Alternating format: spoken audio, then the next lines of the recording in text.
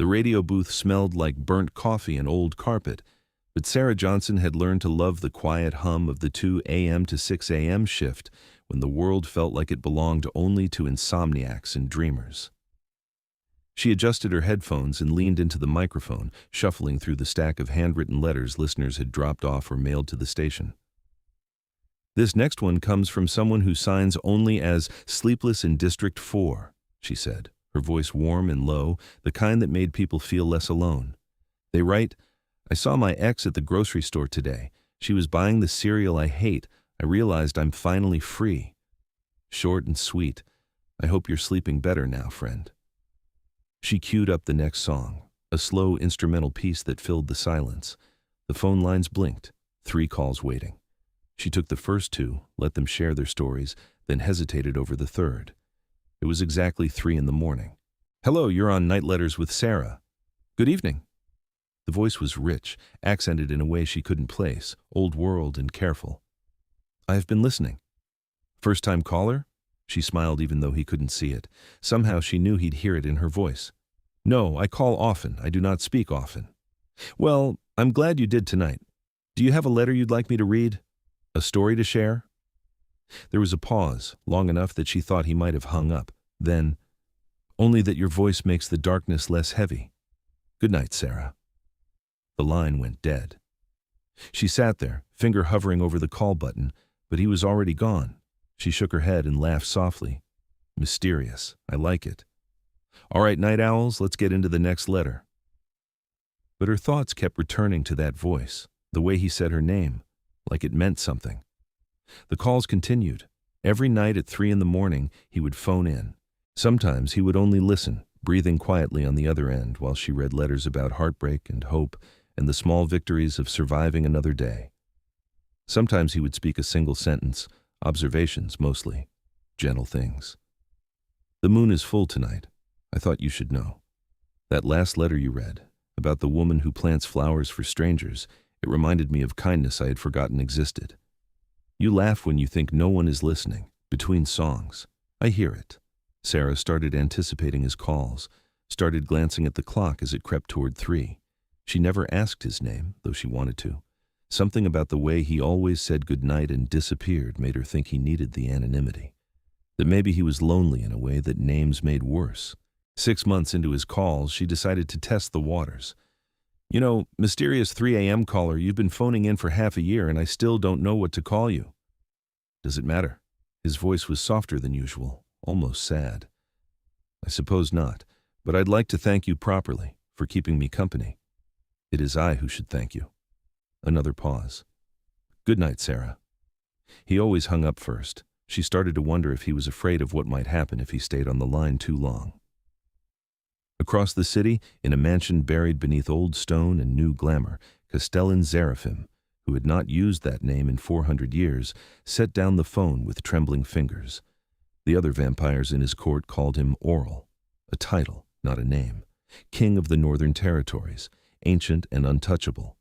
He had built those walls himself, brick by brick, after the last person who knew his true name had died in his arms, Morella, his sister, mortal and bright and full of laughter. She had been 23 when fever took her, and he had been powerless to stop it, despite all his strength, all his immortality. She had smiled at him even as the light left her eyes and whispered, "Don't forget who you are, Cass." But he had forgotten. Or perhaps he had buried it so deep that remembering felt like dying all over again. He moved through the empty halls of his estate, past portraits of people whose names he had also forgotten, and stepped out onto the balcony. The moon hung low and full. He thought about Sera's voice, the way she read those letters like they were precious, the way she found humanity in the smallest confessions. He had not felt human in centuries. But when he listened to her, something old and dormant stirred in his chest, something that felt dangerously close to hope. He should stop calling. It was foolish, dangerous even. Not because she might discover what he was. Mortals rarely believed in vampires these days, and that invisibility kept his kind safe, but because he was beginning to care, and caring had only ever led to loss. But when 3 in the morning came the next night, he picked up the phone anyway. Sera was starting to piece together a picture of her mysterious caller. He never phoned during the day. He spoke like someone from another time, his sentences formal and carefully constructed. He mentioned the moon often, and once, when she had played a song from the 1700s as a joke, he had called in to say it brought back memories. "You're old," she said one night, teasing. "Not like old, but you've got an old soul." "Yes," he said simply. "Very old." "What's the oldest memory you have?" Silence. She thought she had pushed too far. Then, "My sister teaching me to dance. I was afraid of stepping on her feet. She laughed and said I was too careful, that I needed to trust the music." Sera's heart squeezed. She sounds wonderful. She was. His voice cracked just slightly. "Good night, Sera." She wanted to call him back, to ask if he was all right, but the line was already dead and she had no way to reach him. That week, she made a decision. She called in a favor with the station's tech guy, a wiry man named Parker, who owed her for covering his shift 3 times in a row. "Can you trace a call? I need to know where it's coming from." Parker raised an eyebrow. "You got a stalker?" No, the opposite. I have a friend who might need help." He shrugged. "Give me the next time he calls. I'll run it." When 3 in the morning rolled around, Sera's palms were sweating. The phone rang. She nodded to Parker through the glass, and he started typing. "Hello," she said, trying to keep her voice steady. "You're on with Sera." "Good evening." That familiar voice, warm and aching. "I've been thinking about what you said. About old souls." "Yeah?" She watched Parker work, guilt gnawing at her. "I wonder if perhaps I've been old for too long. If there is a point where age becomes a burden rather than a gift." "Maybe. But I think it's also about what you do with all that time. Whether you let it make you bitter or whether you keep looking for the good." He was quiet. Then, "You make it sound simple." "It's not, but I think you're trying. Otherwise, you wouldn't call." "Perhaps." He sighed, and it sounded like the weight of centuries. "Good night, Sera." Parker gave her a thumbs up as the call ended. "Got it. Address is in the old estate district. Big place, apparently. Looks like it's been in the same family for generations." Sera stared at the address on the screen. She could leave it alone, respect his privacy. But something in his voice tonight had scared her. That exhaustion, that loneliness. She made another decision. "Thanks, Parker. I owe you." "You're going to show up at this guy's house, aren't you?" "Maybe. Be careful. Rich recluse in a creepy mansion? That's literally the start of a horror movie." She laughed, but her hands were shaking. "I'll text you when I get there. If you don't hear from me in an hour, send help." The next evening, she stood outside the gates of the Seraphim estate, her heart pounding. The mansion loomed beyond the iron bars, all pale stone and Gothic arches, beautiful and eerie in the fading light. She almost turned around 3 times before finally pressing the buzzer. A voice crackled through the intercom. Not his voice. "State your business." I'm looking for someone. The person who calls into night letters. The radio show. I just wanted to, I don't know, say thank you in person?" The silence stretched so long she thought they might ignore her. Then the gates swung open with a low groan. She walked up the long drive, her breath misting in the cold air. The front door opened before she reached it. A tall woman stood there, white-haired and pale, her eyes sharp. A vampire, though Sera didn't know it yet, didn't know what to look for. "He is in the garden," the woman said. Her voice was cool but not unkind. "Follow the path to the left." Sera nodded, too nervous to speak, and did as she was told. The garden was overgrown in a deliberate way, wild roses tangling with moonflowers, stone benches worn smooth by time. And there, standing beneath a willow tree, was a man who looked like he had stepped out of a painting. He was tall, his hair white as snow and falling past his shoulders. His skin was pale, almost luminous in the twilight, and when he turned to face her, his eyes were the color of winter storms. He wore dark, old-fashioned clothes, a long coat that swept nearly to the ground. He looked regal, dangerous, beautiful. "You found me," he said quietly, not angry, just resigned. "I'm sorry," Sera blurted. "I know I shouldn't have tracked you down, but you sounded so sad last night, and I needed to make sure you were okay." He stared at her, and for a moment she thought he might ask her to leave. Then his expression softened. You came all this way to check on a stranger. You're not a stranger. Not really. I've been talking to you for months. Talking to a voice. You did not know who I was. I know enough. I know you're kind. I know you listen. I know you've been hurt. She took a step closer. I know your sister meant the world to you. His breath hitched. For a creature who no longer needed to breathe, it was a telling slip.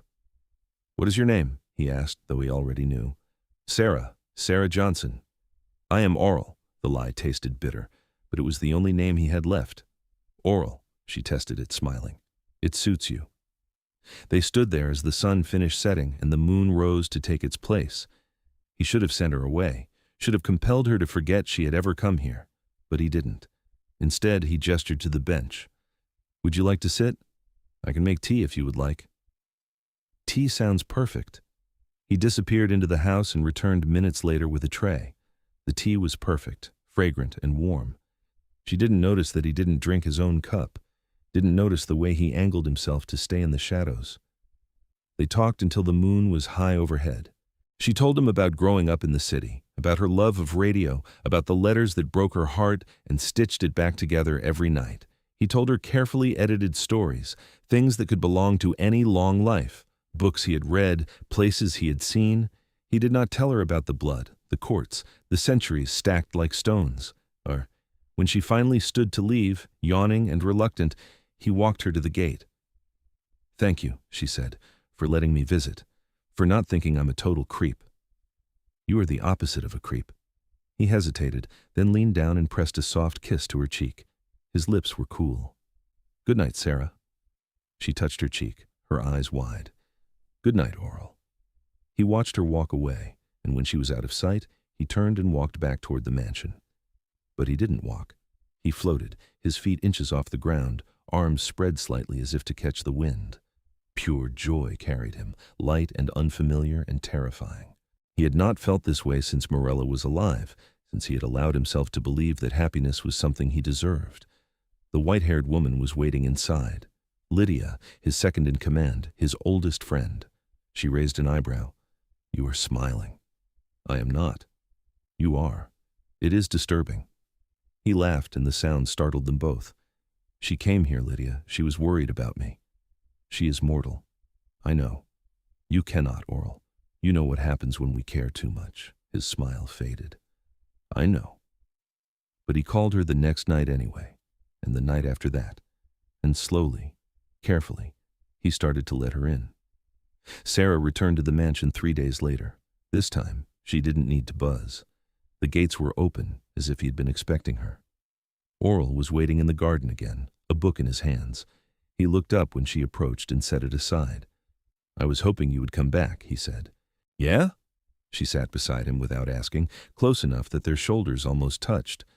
I couldn't stop thinking about this place, about you. That is dangerous. Why? He didn't answer. Instead, he said, Would you like to walk? There's a path through the woods that is lovely at night. Sure. They walked side by side, the moon filtering through the trees. He told her about the history of the estate, how it had been built in the 1600s, how it had survived wars and fires and time itself. She told him about her dreams of writing a book someday, collecting the best letters from the show into something tangible. You should, he said. Your voice is a gift, but your words are equally powerful. She blushed. You're sweet. I'm not often called sweet. What are you called then? He thought about it. Cold, distant, untouchable. That's sad. It is safe. She stopped walking and turned to face him. Safe from what? He looked down at her, his expression unreadable. From loss. Everyone loses people, Orel. That's part of living. I have lived a very long time, Sera. I have lost more than most. Then maybe it's time to stop running from it, to let someone in again. He wanted to argue, to explain that she didn't understand, that his love was a curse, that everyone he had ever cared for had been taken from him. But the words stuck in his throat, because she was looking at him like he mattered, like he was worth the risk. I do not know how, he admitted. Start small. Keep talking to me. Let me visit. We'll figure it out. They walked back in silence, but it was a comfortable silence. When they reached her car, he kissed her cheek again. his lips lingering just a moment longer this time. "Good night, Sera." "Good night, Aurel." He floated home again, and Lydia was there to witness it. She shook her head but said nothing. There was no point. He was already falling, and nothing she said would stop it. Over the next few weeks, their visits became routine. Sera would finish her shift, sleep through the day, and drive out to the mansion in the evening. They would walk, talk, sometimes sit in silence while she read her letters aloud, and he listened with his eyes closed. She started to notice things, the way he never ate or drank around her, only prepared things for her, the way he avoided sunlight, always meeting her after dusk, the way his skin was cold to the touch, his movements inhumanly graceful. But she didn't push. People had their secrets, and she figured he'd tell her when he was ready. Aurel, for his part, was terrified, not of her discovering what he was that was inevitable, and he could handle it. He was terrified of how much he wanted this, how much he wanted her. He started staying up later, walking her to her car, finding excuses to brush his hand against hers. The kiss on the cheek became a ritual, the one moment of the night when he allowed himself to touch her, to breathe her in, to pretend that this could be real. One night, she asked him about his sister. They were sitting on the bench in the garden, the roses in full bloom around them. He had been telling a story about a trip to Paris, carefully avoiding dates when she interrupted. "What was her name?" "Your sister." He went still. "Why do you ask?" "Because you loved her. Because she's part of who you are. And I want to know you, Aurel. Not just the edited version." He closed his eyes. Saying her name felt like opening a wound, but Sera was waiting, patient and warm, and he realized he wanted to tell her. Needed to, maybe. "Morella," he said softly. "Her name was Morella." "That's beautiful." She was beautiful, brave and reckless and full of light. She used to drag me into trouble constantly, made me dance in the rain, convinced me to sneak into the Lord's orchard to steal apples. He smiled, the memory bittersweet. She was the only person who ever called me by my real name. Sera frowned. "Aurel isn't your real name?" He hesitated. This was the edge of the cliff. One more step, and there was no going back. "No, it is a title. Something I took after she died, to distance myself from who I was." "Why?" "Because the person I was could not save her. Because I thought if I became someone else, it would hurt less." "Did it?" "No." Sera reached over and took his hand. His skin was cool, but she didn't pull away. "Will you tell me your real name?" "I have not spoken it in 400 years. She squeezed his hand. "You don't have to, not until you're ready." But the truth was sitting on his tongue, heavy and urgent. He wanted her to know, wanted her to say it, to make it real again. But the fear was stronger. The fear that if he let her that close, the universe would take her too. "I need to tell you something," he said instead. "Something that will change how you see me." "Okay. I'm not like you, Sera. I'm older than I have let on, much older." "How old?" 463 years. She blinked, once, twice. Then she laughed, nervous and uncertain. "That's not possible." "It is. I'm a vampire, Sera, immortal. I do not age, I do not eat. I require blood to survive." He pulled his hand away, giving her space to run. "I have been lying to you in a way, letting you believe I was human." She stared at him. He waited for the fear, the disgust, the inevitable rejection. But instead, she said, "That explains the no sunlight thing, and the cold hands, and the whole ageless beauty vibe you've got going on." He blinked. "You're not afraid." "Should I be?" "Most people would be." "Are you going to hurt me?" "Never." "Then no, I'm not afraid." She leaned back, processing. "A vampire. Okay, that's a lot, but honestly, it makes sense. You're too, I don't know, otherworldly to be human." He laughed, startled. "You're taking this remarkably well. I've been talking to you for months, Aurel. I know who you are.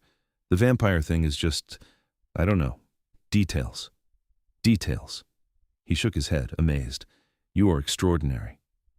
"I'm really not. I'm just a girl who runs a radio show and can't cook to save her life." "You're so much more than that." She smiled, and it was soft and real. "So are you." They sat there as the night deepened, and for the first time in centuries, Aurel let himself believe that maybe, just maybe, this could work. But the fear was still there, lurking beneath the joy. And he knew that until he faced it, until he let her truly know him, it would always be between them. Sera started researching vampires after that night, not the Hollywood nonsense, but the real lore, the old stories. She found mentions of blood oaths, ancient courts, laws that governed the night. She also found warnings about how dangerous they could be, how possessive, how a vampire's love could be all-consuming. She wasn't sure how she felt about that last part, but when she thought about the way Aurel looked at her, the reverence in his touch, she realized she wasn't scared. If anything, she was falling just as hard. Their walks grew longer. He started showing her parts of the estate she hadn't seen, the library filled with books in languages she didn't recognize, the ballroom with its dusty chandeliers, the wine cellar that he admitted was mostly for show since he didn't drink wine. "What do you drink?" she asked one night, curious. "Blood, usually from donors who consent. My kind has evolved. We no longer hunt indiscriminately." "That's good. Ethical vampirism. I like it." He smiled. "You make everything sound so simple." "Maybe it is. Maybe you've been overcomplicating it." Perhaps. She was sitting on the edge of a fountain in the courtyard, her feet dangling. He stood nearby, watching her with an intensity that made her shiver. "Can I ask you something?" "Anything. Why do you always kiss my cheek when you say goodnight?" He looked away. "Because it is all I allow myself." "What if I want more?" His gaze snapped back to hers, and for the first time, she saw hunger there. Not for blood. For her. "Sera. I mean it. I like you, Aurel, a lot, and I think you like me too." "I do. More than I should." "Why shouldn't you?" "Because everyone I have ever loved has been taken from me. My sister, my friends, everyone. I am a curse, Sera. I do not want to curse you." She stood and crossed to him, taking his face in her hands. He was so much taller that she had to stretch, but she managed. "You're not a curse. You're just scared, and I get that. But you can't live your whole life afraid of losing people. That's not living. That's just existing. I do not know how to do anything else." "Then let me teach you." He closed his eyes, leaning into her touch. "You are going to break my heart." "No, I'm going to heal it." He kissed her then, not on the cheek but on the lips, soft and tentative and full of centuries of longing. She kissed him back, her hands tangling in his hair, and for a moment the world fell away. There was only this, only them. When they finally pulled apart, he was shaking. "I have not kissed anyone in over 200 years. Was it okay? I mean, did I do okay?" He laughed, and it was breathless and real. "You were perfect," she grinned. "Good, because I plan on doing it again." They stood there, wrapped in each other, and he realized something that terrified and exhilarated him in equal measure.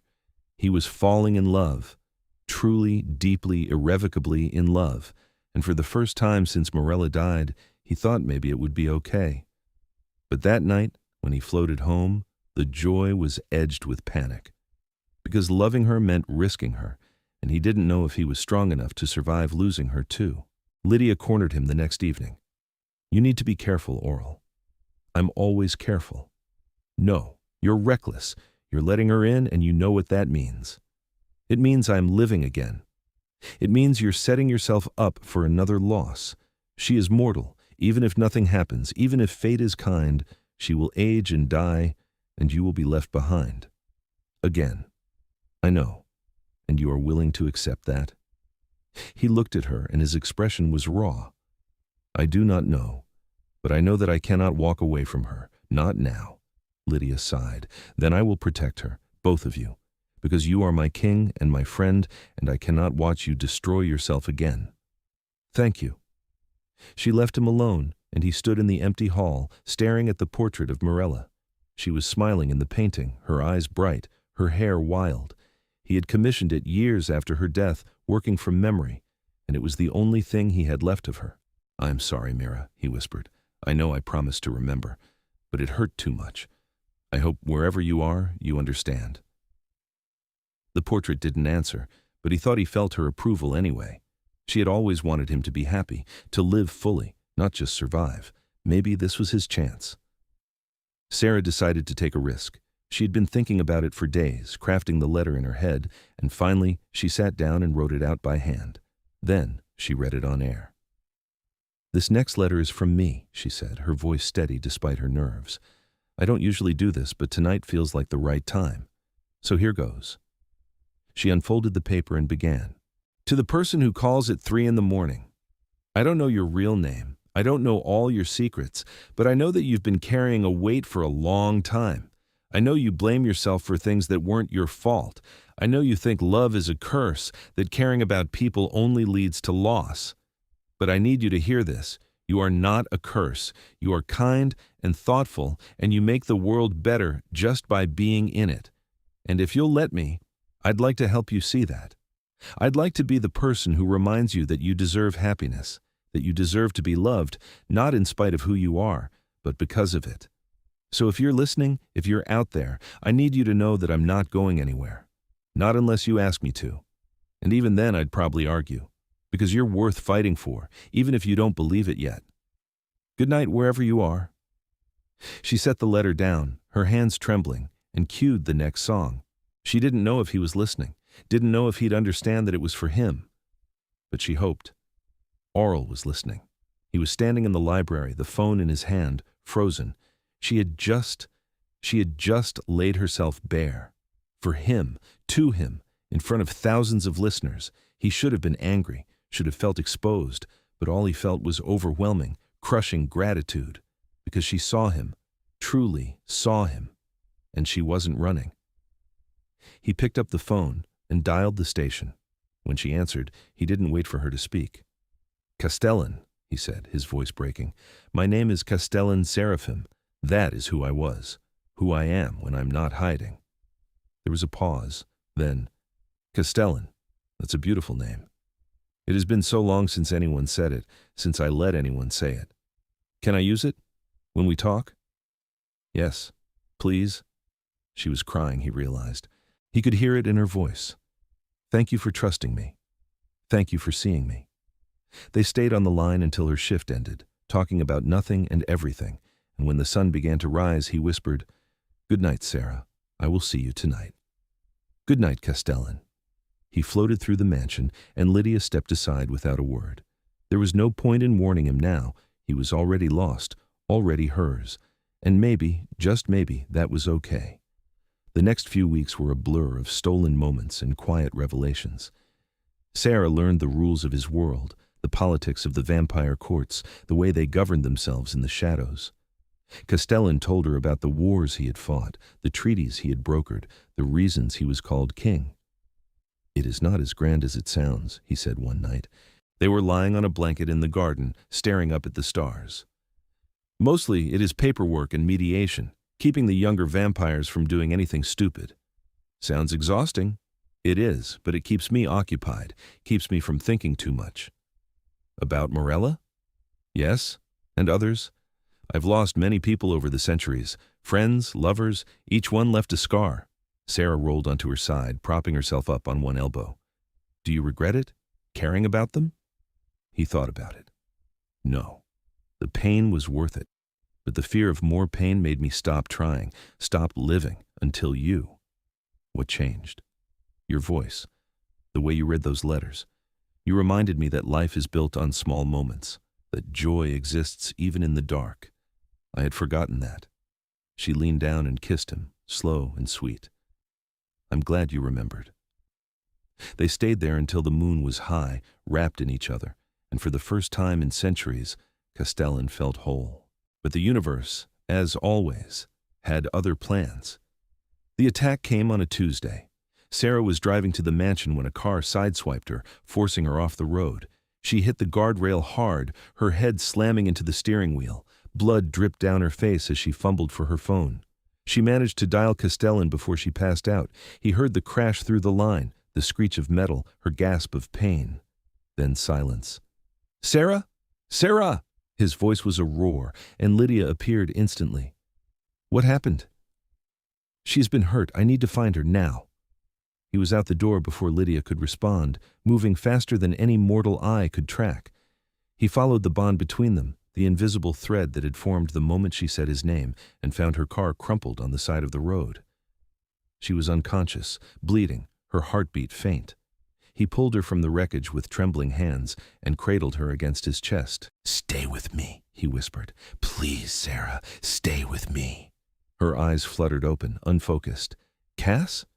I am here. You're going to be all right. Hurts. I know. I'm going to take you home. Lydia will help. Just hold on." He carried her back to the mansion, moving so fast the world blurred. Lydia was waiting, her face grim. "How bad?" "Concussion, possibly internal bleeding. I cannot lose her, Lydia." "You will not. Bring her inside." They laid her on the couch, and Lydia worked quickly, her centuries of experience coming to the fore.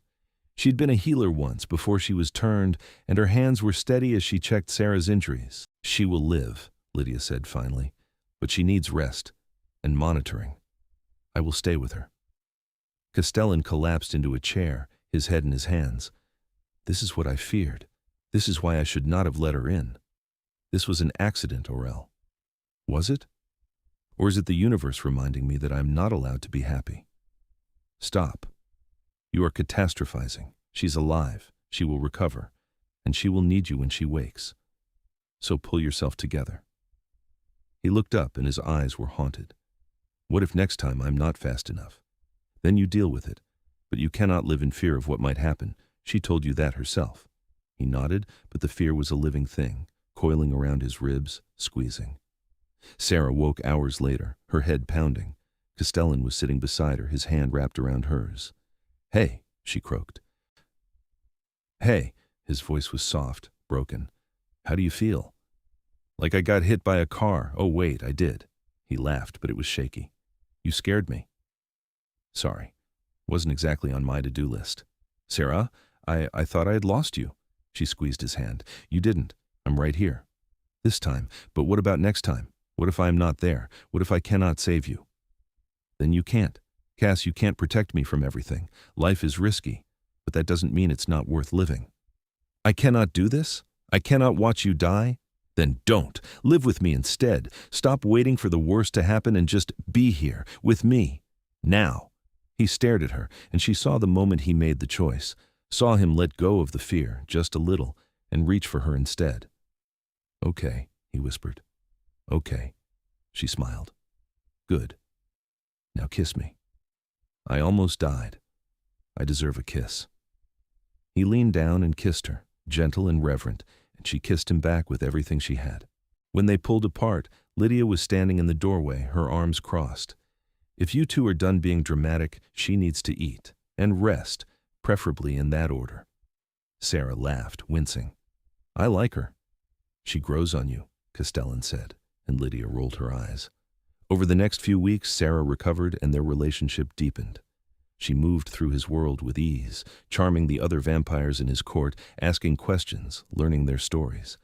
They adored her, this mortal who saw them as people, not monsters. Castellan watched her laugh with Lydia, debate politics with his advisors, dance with the younger vampires, and felt something shift in his chest. This was what he had been missing, not just love, but belonging. A sense of home. One night, she asked him to take her to the roof. They climbed the narrow stairs, emerging onto the flat expanse of stone, and she gasped. The city sprawled below them, lights twinkling like stars, and above them the moon hung full and bright. "This is beautiful," she said. "It is my favorite place. I come here when I need to think." "What do you think about? Lately?" "You." She turned to face him, her expression serious. "Cass, I need to tell you something." "What is it?" "I love you. I know it's fast and maybe it's crazy, but I do. I love you, and I need you to know that." His breath caught. "Sera." "You don't have to say it back. I just needed you to hear it." He cupped her face in his hands, his touch impossibly gentle. "I love you. I have loved you since the first time you laughed on air, since you read that letter about the woman planting flowers. I have loved you in ways I did not think I was capable of anymore, and it terrifies me, but I do. I love you, Sera Johnson." She kissed him, and it was fierce and joyful, and when they pulled apart, they were both crying. "So what now?" she asked. Now, I stop hiding. I stop pretending that I can keep you at arm's length. I let you in fully, and I trust that we will figure out the rest together." I like that plan. They stood on the roof, wrapped in each other, and below them, the city hummed with life. The final test came a month later. Sera's friends, the ones from the radio station, had been asking to meet the mysterious boyfriend she kept mentioning. She had been putting it off, nervous about how Castellan would react, but finally she decided it was time. "I want you to meet them," she said one evening. "My friends, the people who matter to me." He tensed. I am not good with people." "You're great with people. You run a whole court of vampires." "That is different. They know what I am. Your friends, they will see me as other. They'll see you as the person I love. And that's enough." He wanted to argue, but the hope in her eyes stopped him. "All right. When?" "This weekend. I'm throwing a little rooftop gathering at my apartment. Nothing fancy. Just pizza and talking. I will be there." The night of the gathering, Castellan was a nervous wreck. He changed clothes 3 times, each outfit more ridiculous than the last, until Lydia finally intervened. "You look fine. Stop fussing." "What if they do not like me?" "Then they are idiots. But they will like you, because Sera loves you, and they love her. It is simple. Nothing is simple. Aurel, you have faced down armies. You have negotiated peace between warring factions. You can handle a dinner party." He nodded, but his hands were still shaking when he arrived at Sera's apartment. She opened the door, her face lighting up. "You came." "Of course. I said I would." She pulled him inside, and he was immediately surrounded by people. Her friends were warm and loud, asking questions, teasing her, welcoming him with an ease that startled him. "So you're the guy," said Parker, the tech from the station, "the one who's been making her smile like an idiot." Yes, I suppose." "Good. She deserves someone who makes her happy." They moved to the rooftop, strings of lights casting a warm glow, and Sera handed him a plate of pizza. He didn't eat it, of course, but he held it, playing the part. As the night wore on, he relaxed. They asked about his work, and he told them carefully edited stories. They laughed at his jokes. They included him in their conversations. And when Sera leaned against him, her head on his shoulder, he realized something. He belonged here, with her, with them. At one point, Parker raised his glass. A toast. To Sera for bringing us all together, and to Aurel for making her happier than I've ever seen her. Everyone cheered, and Castellan felt his throat tighten. "Thank you," he said quietly, "for welcoming me. It means more than you know." "You're one of us now," said another friend, a woman named Dana. "You're stuck with us." He smiled. "I can think of worse fates." Later, when the party had wound down and it was just the two of them on the rooftop, Sera took his hand. "Thank you for doing this. I know it wasn't easy. It was easier than I expected. Your friends are kind." "They are, and they like you, I could tell." He pulled her close, his arms around her waist. "I need to tell you something." "What?" "I introduced myself as Aurel tonight, but I want them to know my real name. I want to stop hiding." She looked up at him, her eyes shining. "Are you sure?" "Yes, because you were right. I have been existing, not living, and I am tired of it. I want to live, Sera, with you, as myself." She kissed him, and it was soft and lingering. "Then let's do it. Together." The next gathering, he stood in front of her friends and said, "My real name is Castellan. Castellan Seraphim. I have not used it in centuries, but Sera reminded me that it is who I am, and I wanted you to know." There was a moment of silence. Then Parker grinned. "Castellan, that's badass. Way better than Aurel." Everyone laughed, and the tension broke. They asked questions, and he answered, carefully weaving the truth with just enough omission to keep his secret safe. But the important part, the part that mattered, was that he had let them see him, the real him, and they had accepted it. That night, after everyone left, Sera and Castellan stood on the rooftop again, the city quiet below them. "I'm proud of you," she said. "I could not have done it without you." "Yes, you could have. You're stronger than you think." He kissed her cheek, then her forehead, then her lips. "Good night, Sera." She laughed.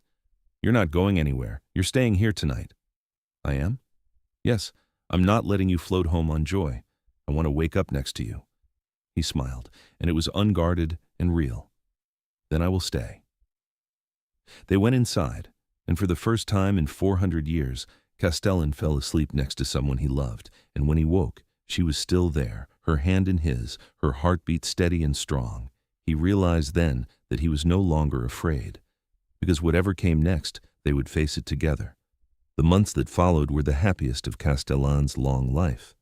He and Sera fell into a rhythm, her nights spent at the mansion, his evenings spent at her apartment. She continued her radio show, and he called in occasionally, no longer hiding behind anonymity. Her listeners loved the dynamic, the mysterious boyfriend who phoned in to say goodnight. The vampire court adjusted to her presence, and she became a fixture at their gatherings, a bridge between their world and the mortal one. Lydia, who had been skeptical at first, grew protective of her, threatening anyone who so much as looked at Sera the wrong way. "You have made him happy," Lydia said one evening. They were sitting in the library, Sera reading while Lydia sorted through old documents. "He makes me happy too." "I know. That's why I'm glad. He's been alone for so long. I'd begun to think he would never allow himself this. He just needed a reason." "You are more than a reason. You are his salvation." Sera blushed. "That's a lot of pressure. You handle it well." A year into their relationship, Castellan took Sera back to the garden where they had first met. He had planned this moment for weeks, agonizing over every detail. "Why are we here?" she asked, smiling. "Because this is where it began. Where you found me." "And?" He knelt, pulling a small box from his pocket. "And I want it to be where I ask you to stay, forever. Sera Johnson, will you marry me?" She stared at him, her eyes wide. Then she laughed, bright and joyful, and pulled him to his feet. "Yes, yes, of course I'll marry you." He slipped the ring onto her finger, a delicate band with a moonstone at its center, and kissed her under the willow tree. When they pulled apart, he was grinning like a fool. "I cannot believe you said yes. Did you really think I'd say no? I was terrified you would. Never. You're stuck with me now. I can think of no better fate." They were married 6 months later, in a small ceremony on the mansion grounds. Sera's friends were there, along with Castellan's court, and the two worlds blended seamlessly. Lydia officiated, her voice steady and warm as she spoke about love and trust and the courage it took to let someone in. When Castellan kissed his bride, the entire court cheered, and Sera laughed against his lips. "We did it," she whispered. "We did." The reception was a blur of music and dancing and joy. Castellan danced with Sera under the stars, holding her close, and for the first time in centuries, he felt complete. "I love you," he said, his voice rough with emotion. "I love you too. Always." They stayed on the dance floor until the moon set and the sun began to rise, and when they finally retreated inside, hand in hand, Castellan knew he had found what he had been searching for all along. Home. Years passed, and their love only deepened. Sera continued her radio show, eventually writing the book she had dreamed of, a collection of letters and stories that became a bestseller. Castellan stepped back from some of his duties, allowing younger vampires to take on more responsibility, and focused on building a life with Sera. They traveled together, exploring the world, visiting places he had not seen in centuries. They spent quiet nights at home, reading and talking and simply existing in each other's presence. And when Sera told him she was pregnant, he cried for the first time since Morella died. "Are you sure?" he asked, his hands shaking as he held hers. "Positive. We're having a baby, Cass." He pulled her into his arms, burying his face in her hair. "I did not think this was possible. Vampire and mortal, I thought. I thought we could not. Apparently we can. Lydia said it's rare, but not unheard of. A child." He pulled back, his eyes bright. "Our child. Are you happy?" "I am terrified and overjoyed and so grateful." The pregnancy was difficult, the mix of mortal and vampire bloodlines creating complications, but Lydia and the court's healers monitored her closely. Castellan barely left her side, hovering and worrying and driving her slightly insane. "I'm fine, Cass," she said one evening, exasperated. "You don't need to watch me every second." "I cannot help it. You are carrying the most precious thing in the world. I'm carrying our daughter, and she's going to be fine. We're both going to be fine." How do you know it is a girl? Lydia told me. She can sense it, apparently. He smiled. A daughter. Morella would have loved that. Then we should name her after your sister. Serena, maybe. It's close to Morella, but different enough. He stared at her, his throat tight. You would do that? Of course. She was important to you, and I want our daughter to carry that legacy. He kissed her, slow and deep, and when he pulled back, he was smiling. Serena, it is perfect. Their daughter was born on a moonlit night, her cries filling the mansion with life. She was small and perfect, with Sera's dark hair and Castellan's pale eyes. When the healers placed her in his arms, he felt something inside him break open, a flood of love so intense it was almost painful. Hello, Serena, he whispered. I am your father, and I promise I will do everything in my power to keep you safe, to give you the world, to make sure you know how loved you are. Sera watched from the bed, exhausted but smiling. She's beautiful. She is, just like her mother. Lydia stood in the doorway, her arms crossed, but there was a softness in her eyes. Congratulations, both of you. Thank you, Lydia, for everything, she nodded. She will be powerful, half vampire, half mortal, the first of her kind in this court. It will not be easy. We will manage, Castellan said, together. And they did. Serena grew up surrounded by love, raised in a world that straddled the mortal and immortal. She was fierce and curious, with her father's confidence and her mother's warmth. Castellan taught her about their history, their laws, their responsibilities. Sera taught her about humanity, compassion, and the small joys that made life worth living. One evening, when Serena was 5, she asked her father about his name. Why do some people call you Aurel and others call you Castellan? He knelt beside her, his expression serious. Aurel is a title. It is what people call me when they see the king. But Castellan is my name. It is who I am. Which do you like better? I like Castellan, because your mother gave it back to me. She reminded me that I was more than just a title. I like it too. Can I call you Castellan? He laughed. You can call me whatever you like, little one, but I prefer Papa. She grinned. Papa it is. As the years went on, Castellan watched Sera age, the lines around her eyes deepening, her hair turning silver. It should have scared him, the reminder of her mortality, but instead, he found it beautiful. Every line, every gray hair was a testament to the life they had built together. Do you ever regret it? She asked one night. They were lying in bed, her head on his chest. Regret what? Choosing me, knowing that I'll leave you behind someday. He tightened his arms around her. Never.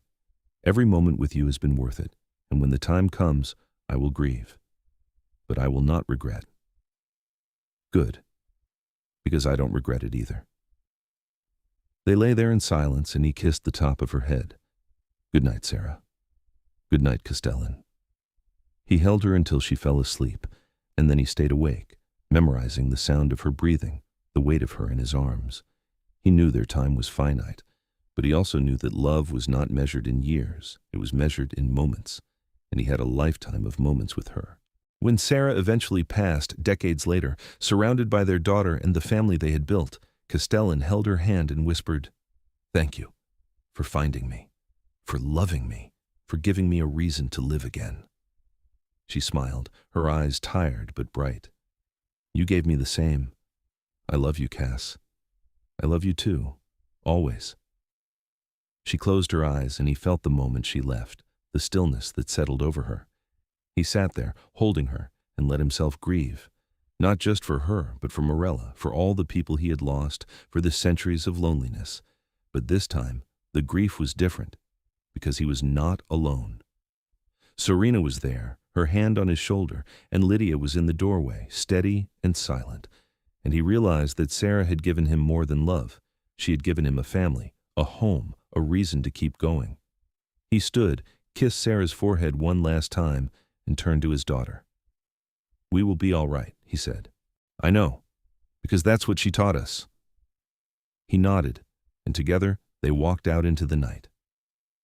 Years later, Castellan stood on the rooftop where he and Sera had spent so many evenings, and he looked up at the moon.